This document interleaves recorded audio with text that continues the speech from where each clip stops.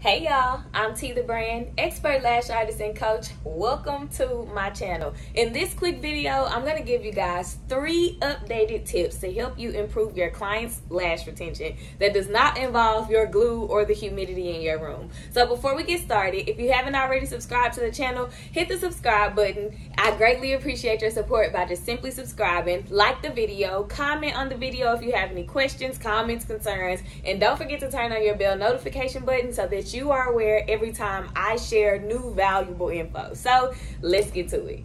So as you know, being a lash artist, helping your clients' lashes last is a huge part of your job. And if you don't know how tough retention can be, you're going to learn real soon, okay? To all the beginner lash artists, this will help you tremendously. So the first piece of advice that I want to give you is be aware of the placement of your lash extension. For example, you can place lashes on the top, the bottom, or the side of a natural lash. Now, I know we all have to get the extension on however best we can, but please make sure that you are paying attention that your base and the stem of the extension is glued down to the natural lash.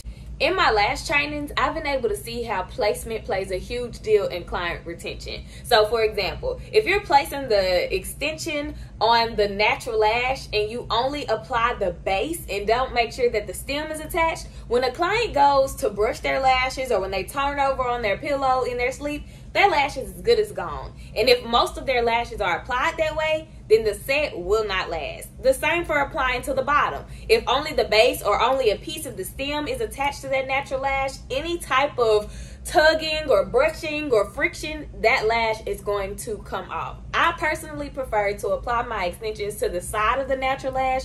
That way I can make sure that it's lined up correctly, not too close to the eyelid, and I can also see that the extension just goes clean on. If this is the natural lash and this is the extension, I can see that the base and the stem is connected to that natural lash and that it's not going to go anywhere if they brush their lashes, which they're supposed to do, and clean their lashes. So they may feel like, oh, the more I brush or the more I clean, my lashes are falling out, when really they just weren't applied all the way. Also, make sure that you are using enough lash adhesive. I know if you went to lash school or maybe in your training, depending on what kind of trainer you had, you were taught to use the minimum amount of glue on your extension. You don't want to over apply your glue because then it's going to take forever for it to dry and you'll have tons of stickies. But you do want to make sure that you have enough glue on your extension so that it can actually hold on to the natural lash. So tip number 1, be very aware of your placement and that you're using enough adhesive on your extensions. Tip number 2, clean your client's lashes. I know that some people like to charge for lash baths for a little extra money.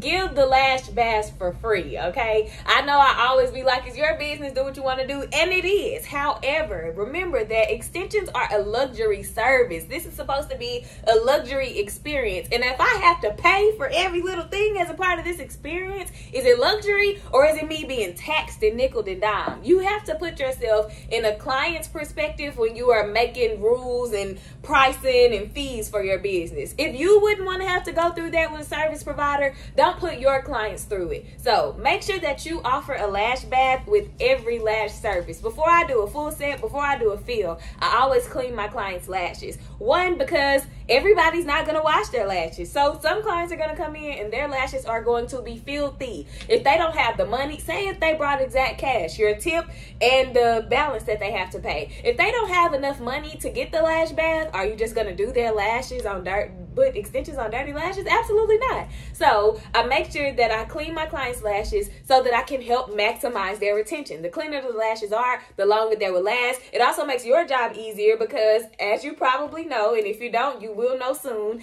when you don't clean clients' lashes, any oil, any makeup, any debris, that's going to keep your extensions from sticking, and that is going to play a huge part in retention. So offer your clients a lash bath. You should always start on clean lashes. First of all, who wants to work on a dirty surface? And it helps maximize retention. The cleaner the lashes, the longer they last and the easier they stay. Now, you can also prime, but I'm not huge on priming. I don't prime my clients' lashes. The only reason that I'll use a primer is to make spikes.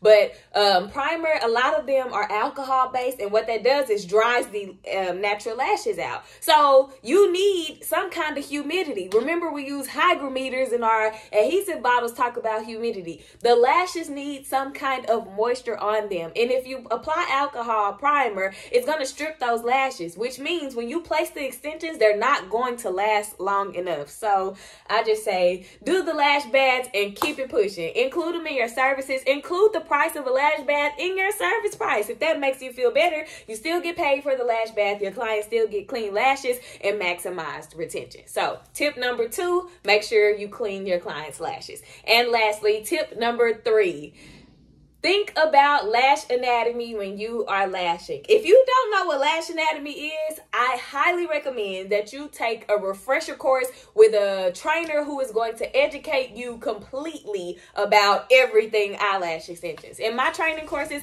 I always go through my training manual, and lash anatomy is a huge section because you have to make sure that you are applying lashes to more catagens and anagens that are strong enough to hold lash extensions versus so many telogens. Because what's about to happen with a telogen?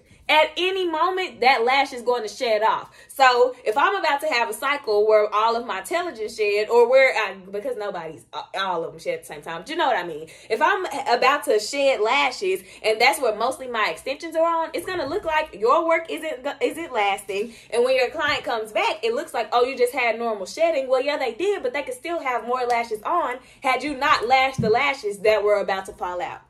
Now, I'm not saying don't ever lash telogens. Absolutely, lash them. But you want to make sure that the most of your application is going toward catagens and anagens that are strong enough to hold an extension. If I have a telogen and a catagen right next to each other, I'm going to lash the catagen because when that client comes back, that lash may be outgrown. I can remove it. I can still put another extension on there. I'm going to lash the anagen if it's a telogen and the anagen that's strong enough to hold a lash extension, because when they come back, that lash is going to be in the perfect position. I can just graze over it and keep moving through my lash set. So please consider heavily lash anatomy when you are doing lashes. I know I've never heard anybody recommend that you pay attention to lash anatomy when you're thinking about retention and doing your lash sets, but y'all, it plays a huge part. It's what I do with all of my clients, and I believe it's a part of why their retention is what it is, along with the other steps that I take regarding my humidity and making sure my glue isn't old, placement, and cleanliness. So y'all, I hope that this video was helpful. If it was, let me know in the comments. If you have any questions, drop those in the comments as well. Like the video, subscribe to the channel, and make sure that you turn on your bell notification button so that you know every time I share another piece of valuable information.